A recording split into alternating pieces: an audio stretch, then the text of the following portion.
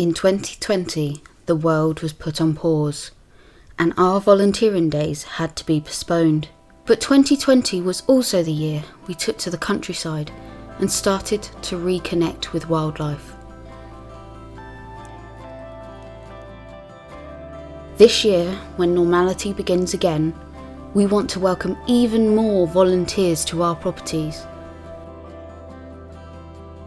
But first, we need to increase our equipment to reduce the risk of transmission through sharing and make sure our volunteers can work safely to restore a living, working countryside.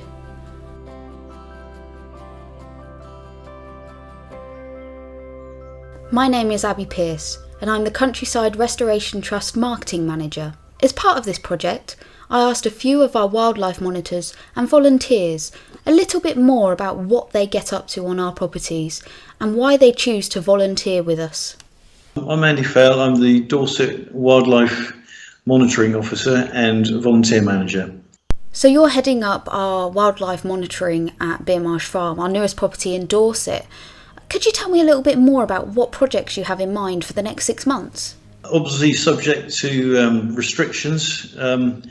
We've got some hedges to lay.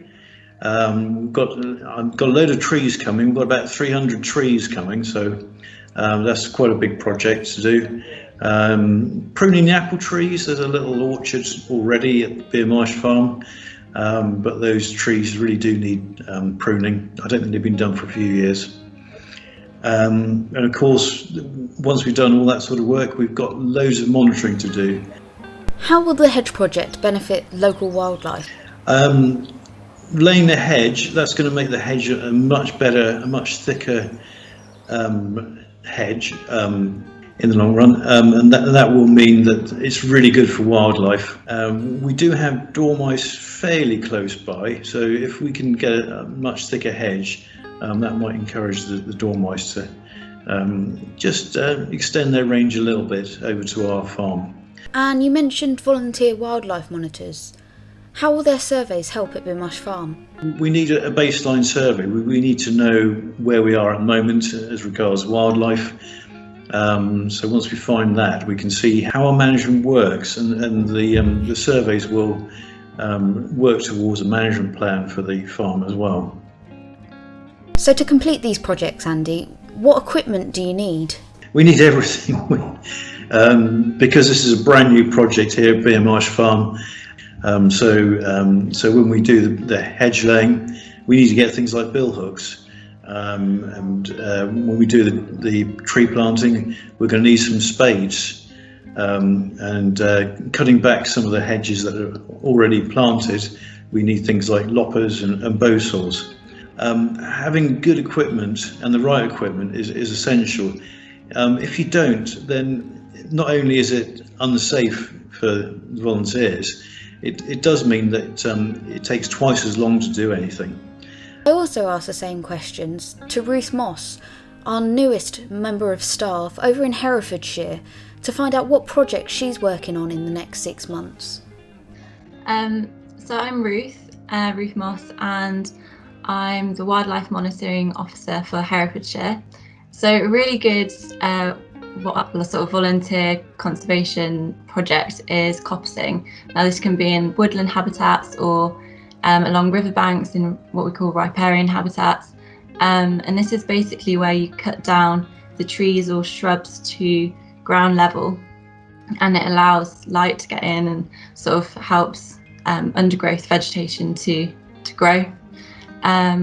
And then the cut-off wood from this you can then use in another volunteer project, which is sort of like a bioengineering thing called a faggot revetment, and this helps to prevent erosion and sort of mitigate the impacts of flooding along a riverbank or a brook in this case, where it would be.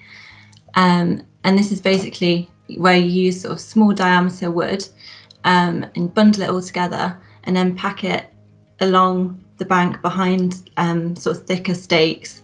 And it's sort of like a barrier. So the faggot revetment would, so by stopping erosion or sort of minimising it, you're reducing the amount of silt that goes into the water, and that when silt goes into water, it makes it more turbid, which has negative consequences for aquatic plants and animals. It like reduces the amount of photosynthesis that can happen. So it has all sorts of like negative effects. Your donations to this appeal will fund needed equipment for volunteer projects across all CRT properties. Volunteering on a CRT property has many benefits for wildlife and people. So I asked 2 Cambridgeshire volunteers why they choose to participate. My name's Elena and I live near Royston, and I volunteer occasionally at the Barton site.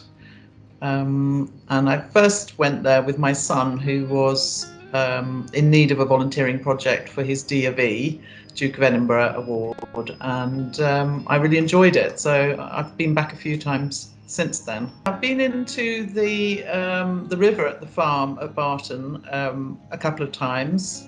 I think, yeah, so at least twice. And we've been removing the Himalayan balsam, which I just love being in water. So putting on the waders and doing such a simple task. And no, it's very therapeutic. You're wading there, seeing kingfishers and other wildlife, and you've got a clear purpose in mind.